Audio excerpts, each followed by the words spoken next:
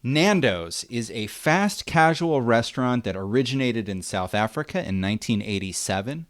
Since then, Nando's has been serving peri-peri chicken in a growing number of countries. In 2008, Nando's came to the US via the Washington, D.C. market. Since then, they've expanded to places like Chicago, Georgia, Texas, and I want to know what is next for the Nando's story in the US. To find out, we're talking with Ryan Welch. He's Nando's U.S. Director of Real Estate and has been with Nando's U.S. since the beginning of their U.S. entry, and Kimberly Grant, CEO of Nando's North America.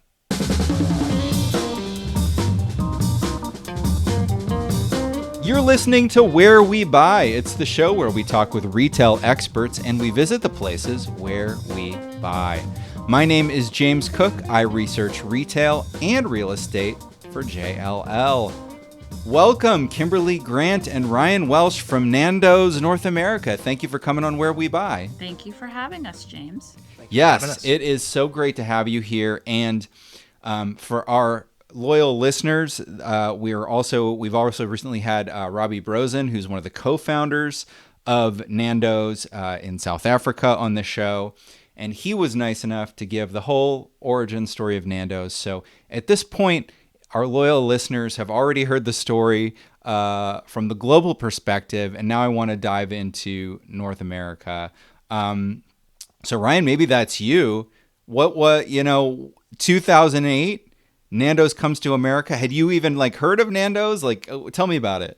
I hadn't. No, I coincided with the brand kind of in early 2011. So they had just gotten started. They had opened a few restaurants. I think they had just opened restaurant 4, which would have been our Silver Spring restaurant. And that's when I came about them. I hadn't heard of them, and it just happened to be the right time and the right place for the two of us to meet. Gotcha. And so that was an exciting time to be starting with a new brand. Do you know why they chose DC as the first U.S. market? I think there's probably several reasons, but I think first and foremost, they were bringing a brand from a long way away. We have some kind of specialty butchery processes and have kind of a bit of a hyper-local process in terms of securing our grocery product. So we had to find poultry producers and partners that made sense for us here in the Mid-Atlantic, which there's a pretty robust supply of poultry here.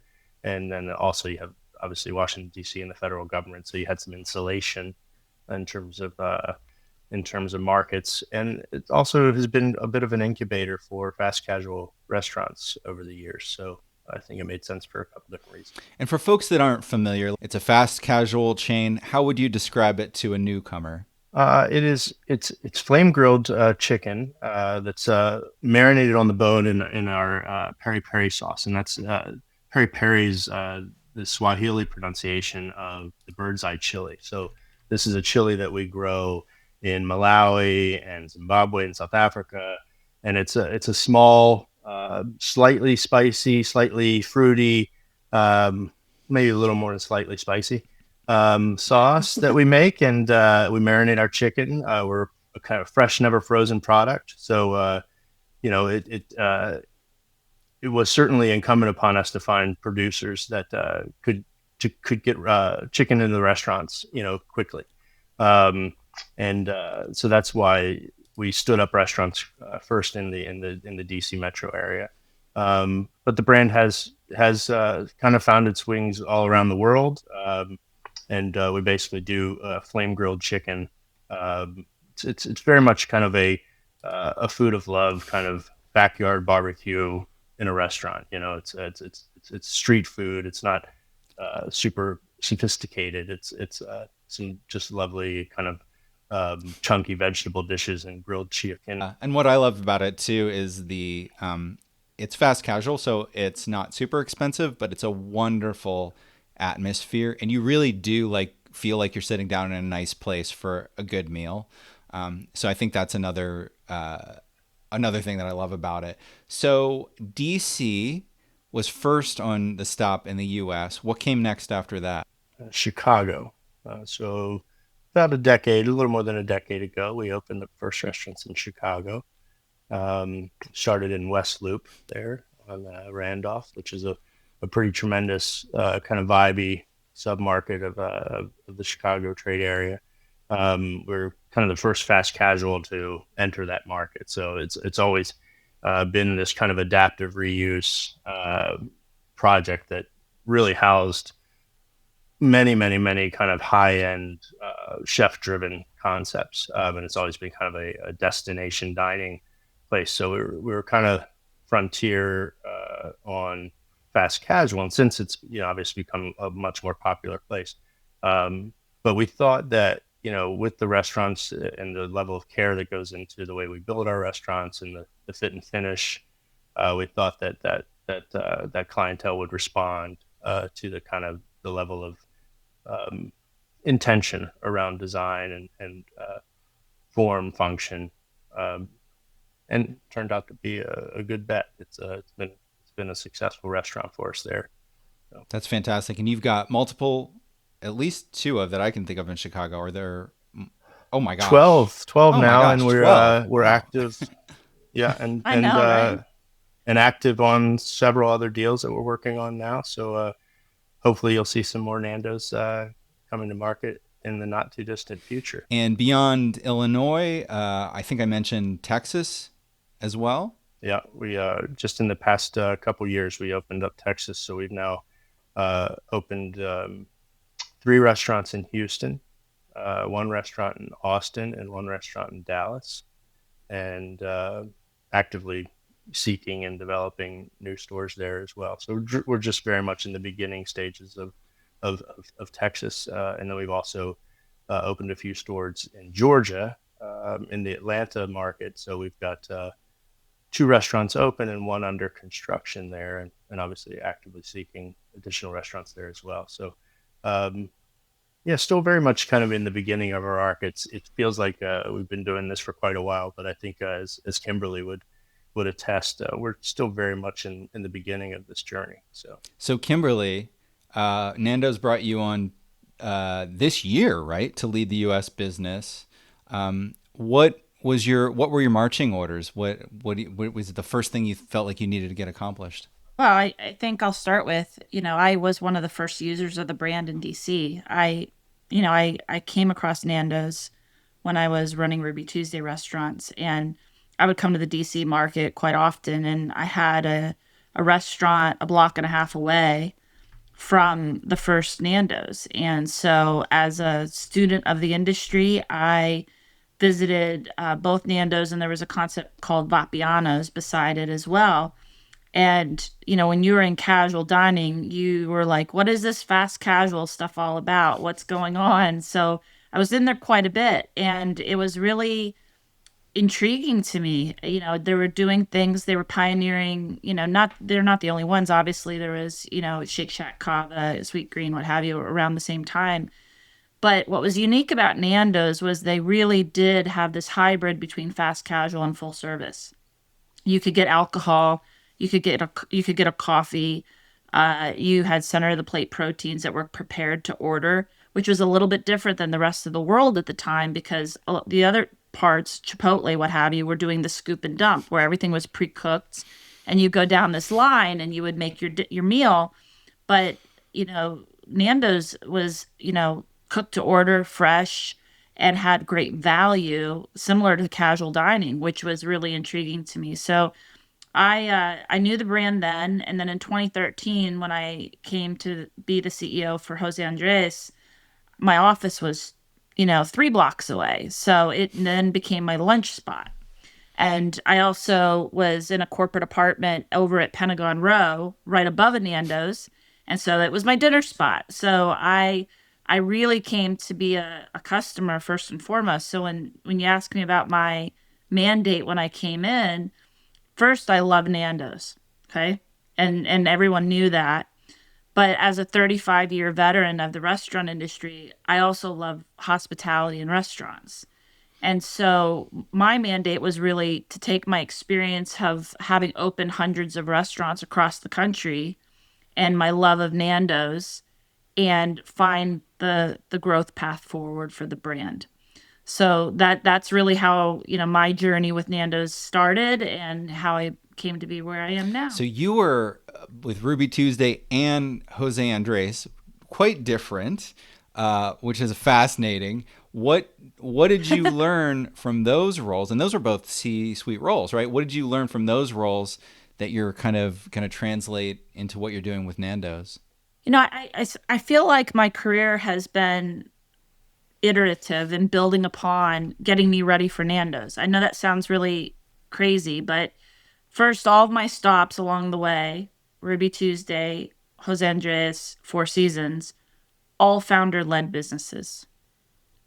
Nando's is obviously a dynastic business, founder-led, and so I think there's a special skill set that comes with working with founders because there's a level of creativity and, you know, creating a path that hasn't been forged before, and you have to be comfortable with it, right?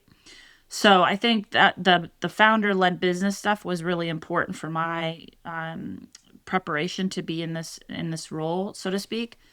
I also think the different formats, the going from casual dining to fine dining to fast casual to hotel restaurants. When I, most recently was with Four Seasons, while it seems quite different, it's very, very much the same.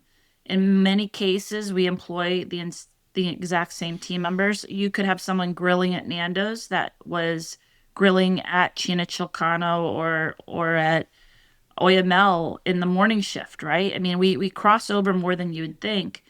And I think that, what's been a constant for me has always been with concepts that have food as their foundation, just great food. And that's a consistent through all the experiences too. So food first, love of hospitality, making guests happy, taking great care of your team. And in Fernando's, we call our team Nandakas. That's been consistent in every role I've had. And so it's more similar than you might think. So we talked about the markets you're currently in. Have you thought about or announced any future expansion markets, or are you still just looking to grow the markets you're already in? Yeah, I mean, as you know, and I'll let Ryan, speak a little more detail to it. There is an art and a science to expansion. There's where does the brand fit the best, and what markets are friendly from a cost of doing business standpoint, right? And so it's a very careful process that we go through in Chicago, Atlanta, Houston, Austin. These are all great markets for those two, dynamics. What we're trying to do now is really fill in those markets to get some scale. And part of it is first and foremost scale for brand awareness, but also scale for our team, to have opportunities to grow. And so as we go to another market, when you have one or two restaurants, there's limited growth potential. Once you have 8, 9, 10, we can start to offer opportunities for career pathways for our team. And so we want to be able to do that. We also want to, we have a complicated supply chain. When you're dealing with fresh chicken, it's not very forgiving. And so we need density in markets to assist with that. But also the next markets we go to have to make our supply chain stronger, not weaker. So, we want to stay in a relatively tight area so that we can, get some economies of scale and, serve the freshest chicken and chips possible. Yeah, that makes sense. So there's markets that you've been in for a while that there's plenty of brand awareness. There's other markets that are new. What are you doing to generate awareness in those newer markets? What kind of marketing have you been thinking about? Well, I think first and foremost, where we place our restaurants is super important. I think one of the things as I traveled in the UK, and Robbie probably spoke about this a little bit, Nando's doesn't just take the most obvious sites. There's a little bit of non-traditional edge to some of the sites that we select. And like our next restaurant that's going into Atlanta is in the Krog district. And it's not a typical, site that a fast casual restaurant would sign up for in a new market. But it's super important for us to position the brand in a modern, relevant, non-chain manner. And that's really what we're trying to do. So as we look at, and we just opened recently in Houston and Montrose, which again, it's a very, hip, urban, fun, cool part of Houston. A lot of brands might not go there until they had hundreds of locations. We want to be in those type of market points. I mean, Ryan, this is what you do every day. So do you want to add upon that? There's a great deal of care in what goes into the restaurant, the physical vessel of Nando's, right? It's a really lovely environment. It's kind of a bit high style, quite frankly, for fast casual. We spend an enormous amount of intention and care on design and the kind of tactile and sensory nature of materials and colors and volume and space. And I think the reason behind that is because we are, and Kimberly and I, both feel incredibly strongly around hospitality and kind of this obligation that we have as people in the restaurant business to, when someone chooses us and they've given us that moment of their time when that in that second that they've chosen to come through our doors, um, it's really something that happens. There's a social contract that exists in that very moment, and we have this obligation to return their kindness. And so we've tried to create this vessel that welcomes people and a place where our employees can really approach people with authenticity and with heartfelt generosity, and and create an environment where people can, if they choose, stay for a while. A lot of fast casual is very specifically and tactically designed for you to kind of get in and out in like 38 minutes. Nando's is different, and by design. These places that we're choosing to go are a little edgy. They attract a broad audience, quite frankly. And we know that within that group of people that are going to come to support Nando's, hopefully, we get these folks that have an appreciation for some of the kind of more irreverent and whimsical sides of our brand. We recognize that we're not for everybody, but the people that we are for, when they experience us, we hope to kind of resonate with them in a really meaningful way, and then they end up doing the marketing for us. It becomes this kind of word of mouth thing that can't be stopped once we do it right and when we execute at a high level. One of the things that I would add to that is, as I've, spent more and more time in our restaurants, I get pulled aside by guests every day. And one of the things that has been a consistent theme is this emotional connection that Nando's creates with our guests. And the words that often are used are, well, my Nando's. They use this my, right? And I've never heard someone say my Chipotle or my Panera Bread, but Nando's is a special connection with folks, and they'll say that that ownership my, and that just makes me smile ear to ear when I hear that, because my next question is, well, which one is your Nando's? Because I love that, to Ryan's point about hospitality. And I know that the team, our patrol, which is what we call our general managers and who are running the business, that they've made an emotional connection with that guest, and their team has made an emotional connection, and that person is known by name. They are welcomed. They are maybe given a hug as they enter the restaurant. There's just more. There's more to it than just the transaction, and it's one of the things I love and admire about Nando's. Yeah, and it's something that we're constantly um, trying to invoke and extract from the people that work within the four walls of our restaurants, whether it's a young kid who maybe it's their first job, or all the way through the kind of career ladder of a fast casual restaurant manager, maybe into traditional dining. Uh, you know, we're trying to give them an opportunity to be their authentic selves, to be unafraid, where they can have license to kind of make the right decisions, do the right thing, honor the guest, really show up with authenticity, and kind of be part of and knit into the communities that we occupy. Um, there is a really, really strong sense, I think, both in the leadership of the U.S. team and the founders and the core of Nando's business at a very senior level, that we really want to be a meaningful part of the communities we occupy, um, and so we're intent on doing that, and that's what finds us in maybe not your everyday strip center from time to time, because we're trying to be in places where we can really create a meaningful bond with people over food, and sit across the table and break bread and look each other in the eye, and be, Nando's is all right in front of you. I mean, the dining room has the kitchen right in it. It's kind of like really a celebration of that kind of South African ethos of celebrating the imperfect and celebrating the humanity and the realness of things, and not kind of trying to obfuscate or polish them up. So I know. So, folks, if you're in the U.S. And you're in a market that doesn't already have a bunch of Nando's, it's possible that your experience with the brand is because you traveled somewhere. Nando's is hugely popular in the United Kingdom, Australia, South Africa, other countries.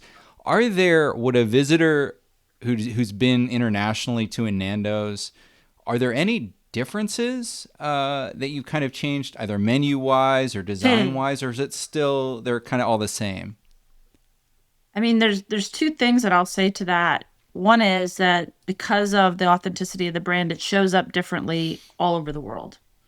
But there's a common, we call them red threads. There's many red threads that are consistent. The celebration of our South African art and furniture is a consistent thread across the celebration of flavor and the PERi-PERi. It just is, that's a consistent thread. The ability to meet the guest where they are and how they want to use the brand and the different formats, that's a consistent, red thread for us. The fresh and natural, all these things that we speak about, for sure.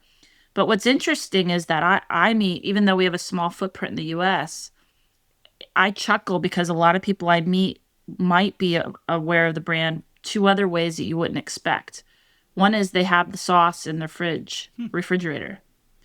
It's fascinating. You'll talk to people in California that will hear about the sauce on TikTok or something, order it on Amazon, have it in their house in their refrigerator, and use it on their food because it's an addictive flavor. I mean, it really is. And it's unique. It's not a hot sauce.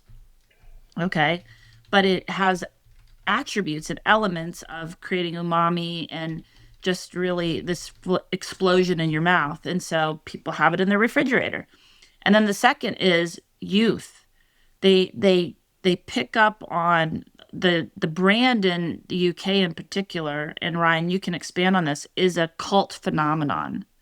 I mean, people line up down the block for Nando's, and it's a part of social media in a way that the world is small. So you'll find teenagers in the U.S. They go to London and they beg their parents to take them to Nando's.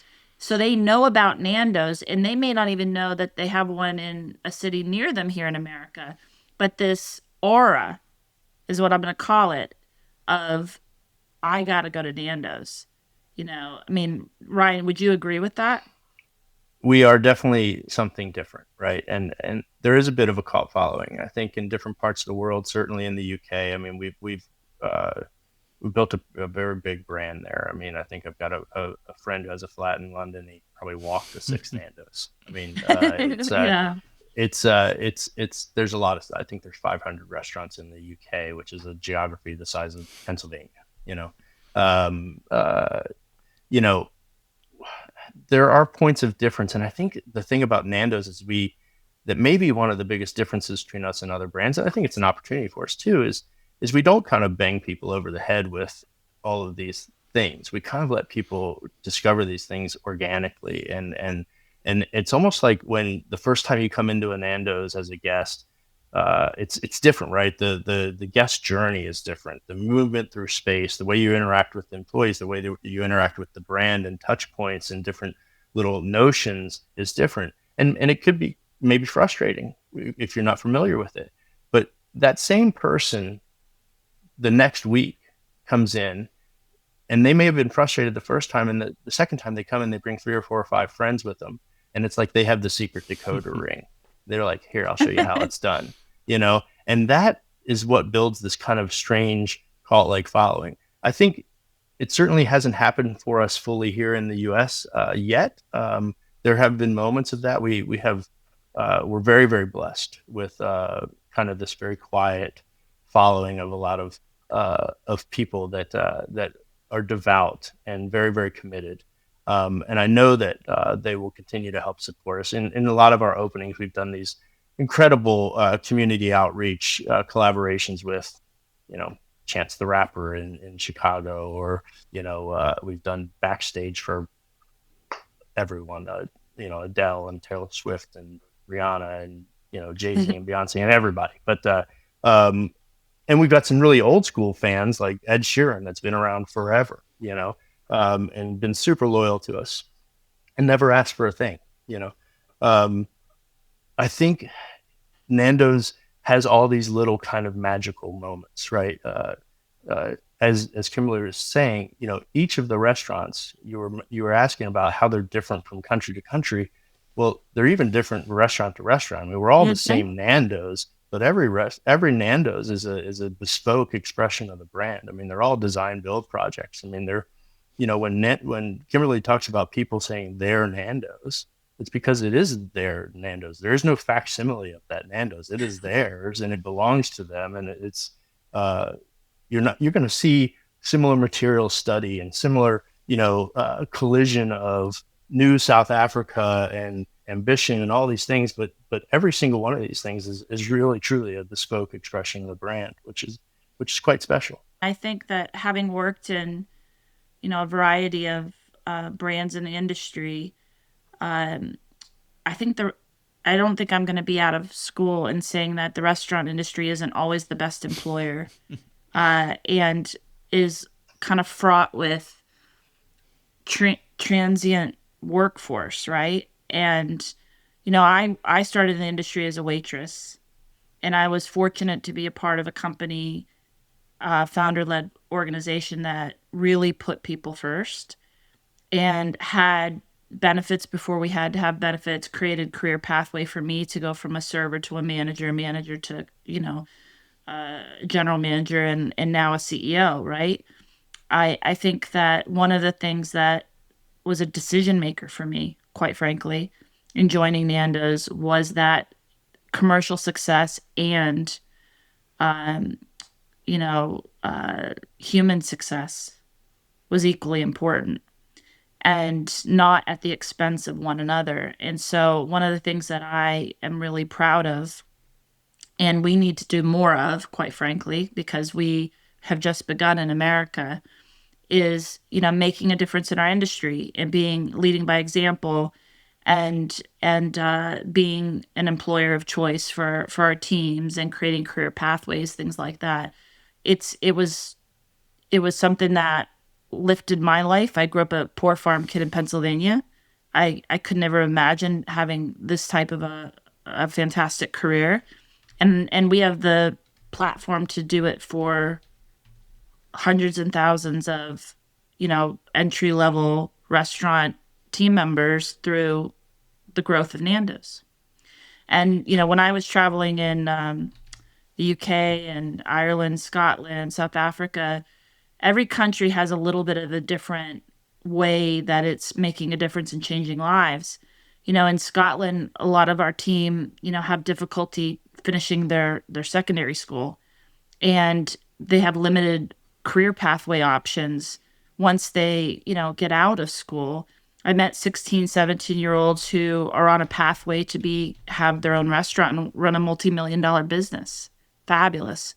When I was, traveling in South Africa, in a country that has unbelievably high unemployment and scarcity for places to work that is remotely close to maintaining a minimum lifestyle. We're super focused on hiring and creating as many jobs as we humanly can. Every country has a little bit different way we go about it, but it's in an industry that is woefully behind and needs brands leaning in, and that's what we do at Nando's. We lean in and we do more. Our team, they eat for free every day in our restaurants. There's no employee discount. It's whatever they want to eat, we provide. Things like that. It's just not what our industry does. Maybe small independent restaurants can do like a family meal, but we're doing this for 1,200 restaurants around the world. This is a massive commitment, and there's many examples like that. One of the reasons I've stuck around so long is because there is something truly unique and quite kind of profoundly human about this brand. I've seen this notion of changing lives play itself out repeatedly through my tenure.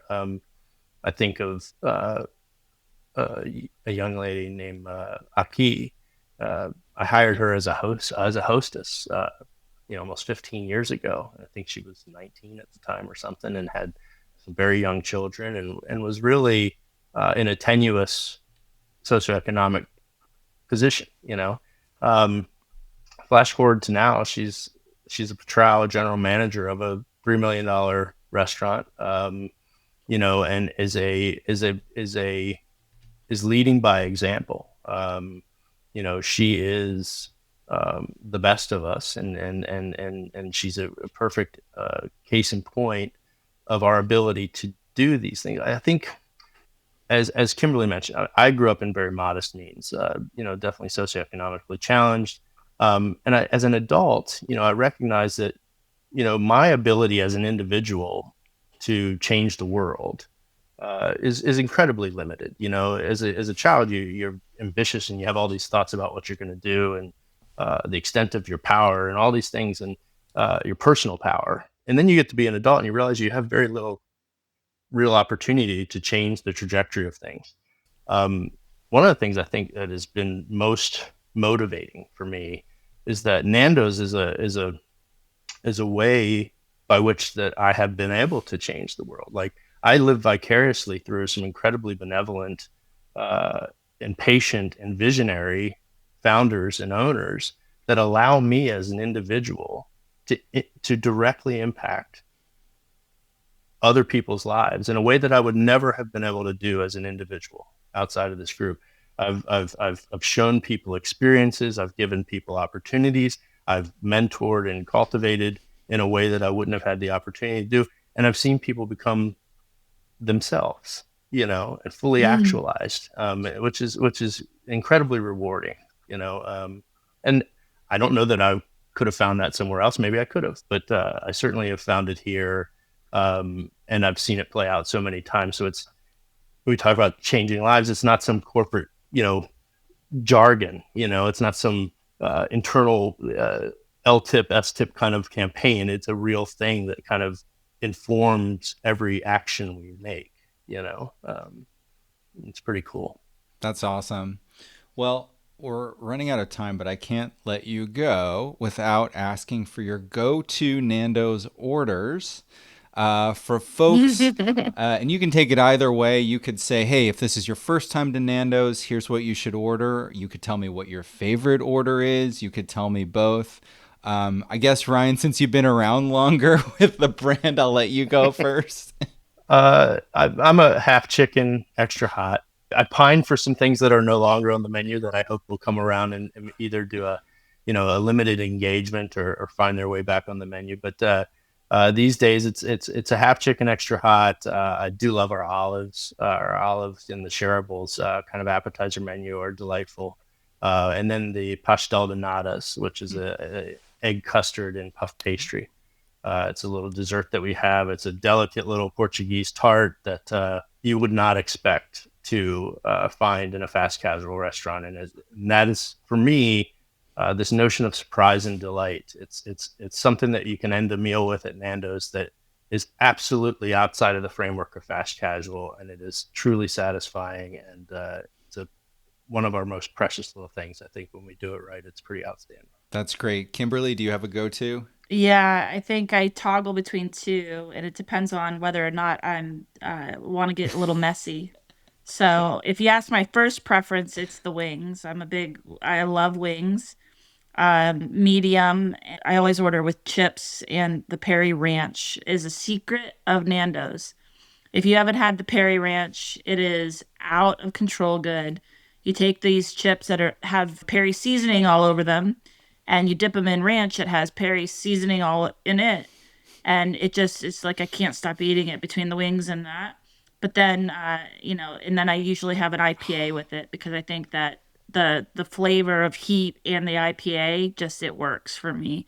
If I don't want to get messy, it's just a quarter chicken. But usually I pick the Oh my gosh, that wings. sounds so good. And a couple of things stand out to me. Well, one, I have a question. When you say chips, it's like like American like potato chips, or is it? French Oh, there you go. fries, French French fries, yeah. fries. Oh, that Yeah, sounds so yeah. good. We have a seasoned French fry that Oof. is really Oh pretty my gosh. delicious. Yeah. And then the fact that you are fast casual, so I can get the beer, the IPA that goes with Yeah. that. We do. Each of the restaurants in the U.S. has its own individual full liquor license. We've got boozy slushies. We've got some pretty lowbrow accessible cocktails. We've got you know again, it's about accessibility. There's zero pretense in a Nando's. There's no one in the kitchen with tweezers and micro sherble. There's PBR in cans. There's Portuguese golden cold beer. There's hot chicken off the grill. It is just straight up food of love without any pretense, and it's Yeah. pretty great. And we just launched a happy hour too, where you can get $4 PBR, $5 draft beer, and $6 house wine. And believe it or not, when you're a neighborhood restaurant, I know a lot of people aren't drinking, but people like to have drinks now more than ever that complement their food. And I think one of the things our beverage menu does a great job of is complementing the food that we serve. Absolutely, it's an amenity. It's an amenity to the food, and it's there when you want to Yeah. have it. You Exactly. don't have to go through a bunch of bells and whistles. It's there when you want it. Well, you guys are getting me so excited. What time is it? Okay, I'm about 3 hours from the nearest Nando's, so I feel like if I jump in my car right now, right after this, I can be there have a good be there around dinner time. So Well, thank you Nice. for asking all of your interest in Nando's. We're really grateful for you giving us this yes, opportunity. thank you so much, Kimberly Grant, CEO of Nando's North America, Ryan Welch, who's the Nando's U.S. Director of Real Estate. Thank you so much for joining me today. And if you like this podcast, do me a favor, go into the app that you're listening to and give us a rating. Even better, write a little review. Just give us a sentence or two about something that you liked about the show.